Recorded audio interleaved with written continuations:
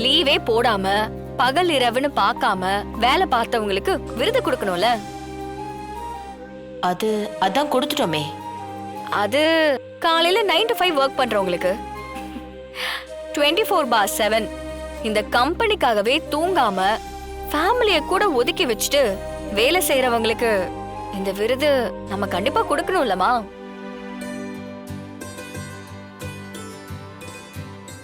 ரொம்ப வருஷம் கொடுக்காமலே விட்டுட்டாங்க. இந்த வருஷமும் மிஸ் பண்ணா அது தப்பாயிரும்ல. அப்படியா? யார் அது? கூப்பிடு. எனக்கே ரொம்ப ஆர்வமா இருக்கே. அப்படி ஒருத்தவங்கள நானே தெரிஞ்சுக்காமல இருக்கேன். தெரிஞ்சுக்காமலையா? உங்களுக்கு தெரியாமையா? நாங்க எல்லாரும் தான் அதை ரெகக்னைஸ் பண்ணாம இருந்துட்டோம். இது எம்ப்ளாயீஸ் எல்லாருமே சேர்ந்து கொடுக்கணும்னு ஆசைப்படுற விருது. அப்புறம் ஒரு முக்கியமான விஷயமா, இந்த விருதுல காம்படிஷனே கிடையாது, ஒரே ஆளுதான். யார் அது?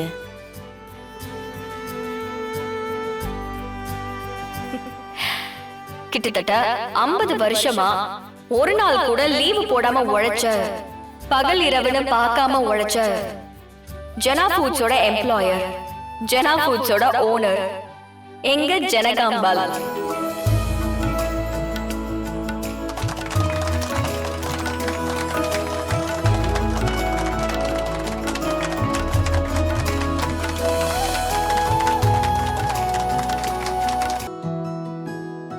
அம்மா. முத்து. என்னம்மா, ஏதோ தூங்குறதுக்கு முன்னாடியே கனவுல இருக்கீங்க போல. முத்து, என் முகத்தை பாரு. எப்படி இருக்கு? எப்படி இருக்கு? ஏதாவது வித்தியாசம் தெரியுதா? எனக்கு ஒண்ணும் தெரியலம்மா. என்ன முத்து, நல்லா பாரு. அம்மா, எனக்கு எதுவும் சொல்ல தெரியலம்மா. நேத்தை விட என் முகம் ரொம்ப பிரகாசமா தெரியுதா? சந்தோஷமா இருக்கிற மாதிரி தோணலையா உனக்கு? தெரியுதுமா, தெரியுது. இப்ப தெரியுது. ரொம்ப சந்தோஷமா இருக்கீங்க போல. ஆமா, அதுக்கு காரணம் யாருன்னு சொல்லு. தமிழ் தானே? இவ்ளோ கரெக்டா எப்படி சொல்ற? உங்களை நம்ம தமிழை தவிர யாரும் இந்த அளவுக்கு சந்தோஷமா பாத்துக்க முடியாதுமா. தமிழ் என் வாழ்க்கையில என்னென்னமோ மேஜிக் பண்றா. இத்தனை வருஷம் நான் எதெல்லாம் மிஸ் பண்ணனோ அது எல்லாத்தையும் ஒவ்வொன்னா என்கிட்ட வந்து சேர்த்துட்டு இருக்கா. முத்து, நான் இந்த கம்பெனி ஆரம்பிச்சு 50 வருஷம் ஆச்சு. அந்த ஃபங்க்ஷனுக்கு கூட யாருமே வரல. நான் யாருக்காக உழைச்சேனோ அவங்களுக்கு அந்த உழைப்பு ஒரு விஷயமாவே தெரியலன்னு நான் ரொம்ப வருத்தப்பட்டுட்டு இருந்தேன். முத்து, எவ்வளவு பெரிய உயரத்துக்கு போயிருந்தாலும், எப்பேற்பட்ட கோடீஸ்வரனா இருந்தாலும் ஒரு சின்ன அங்கீகாரமும் பாராட்டும் இல்லைன்னா அவங்களால முன்னாடி ஓடவே முடியாது முத்து. ஆனா இத நான் வெளியில காட்டிக்கிட்டதே இல்லை. ஆனா இன்னைக்கு தமிழ் என்னோட வருத்தத்தை கண்டுபிடிச்சு அத சரி பண்ணிட்டா. அங்க மேடையில யார் யாரையும் ஏத்தி பாராட்டுறாங்க, கை தட்டுறாங்க. உங்களுக்கு எப்ப இந்த புகழா கிடைக்க போகுது? மீனா, அதுக்கு நான் ஏதாவது வேலை செய்யணுமா? காலையில இருந்து சாயங்காலம் வரை நான் வீட்டுல தானே இருக்கேன். சும்மா இருக்கிறவங்கள யாராவது கூப்பிட்டு ஸ்டேஜில் ஏத்தி புகழ்வாங்களா? காமெடி ஆயிராது? பாக்குறவங்க எல்லாம் சிரிக்க மாட்டாங்க? இல்ல, இது சரியா வராது. நாளையில இருந்து நீங்க ஆபீஸ்க்கு போறீங்க. நிஜமா தான் சொல்றியா? ஆமா.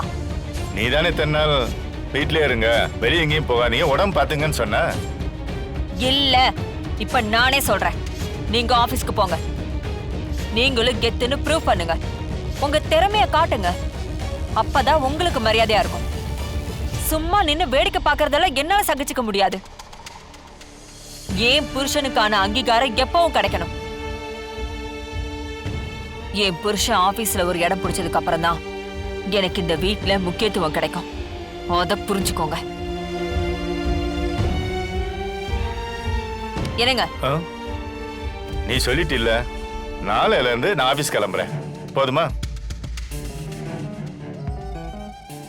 கொஞ்ச நாளா நீங்க எங்க அம்மா கூட பழகும்போது நீங்க அவங்க கிட்ட அன்பா தானே இருந்தீங்க.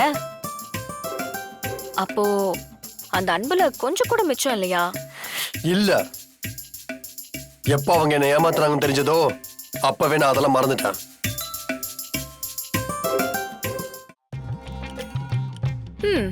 சரி சரி. என்ன சரி? என்ன பார்த்தா உனக்கு விளையாட்டா இருக்கா? என் கோவம் உனக்கு காமெடியா தெரியுதா? இத பாரு தமிழ், நடந்தது எதையுமே நான் மறக்கல. என் கோவம் எப்பயுமே மாறாது. மனிதாபிமானத்துக்காக நான் ஒரு சில விஷயங்களை பண்றதை நீ தப்பா எடுத்துக்கிற. அதான் ஏற்கனவே சொல்லிட்டீங்களே சார், அத வேற மாதிரி மறுபடியும் சொல்லணுமா என்ன? நான் ஃபீல் எல்லாம் ஒண்ணும் பண்ண மாட்டேன்.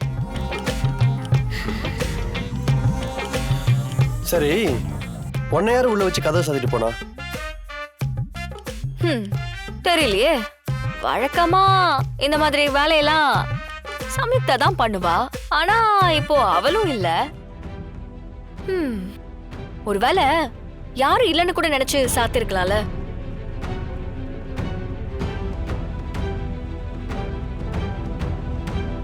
சார், ஃபீல் பண்றீங்களா? இல்ல, எனக்கு தூக்கம் வருது. போய் பாடுங்க, போங்க.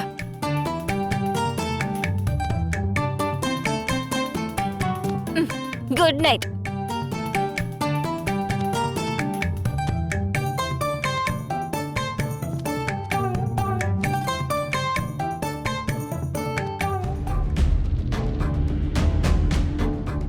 யாரோ தொடர்ச்சியா தமிழை ஹார்ம் பண்ண பாக்குறாங்க. அது யாருன்னு தான் கண்டுபிடிக்கணும்.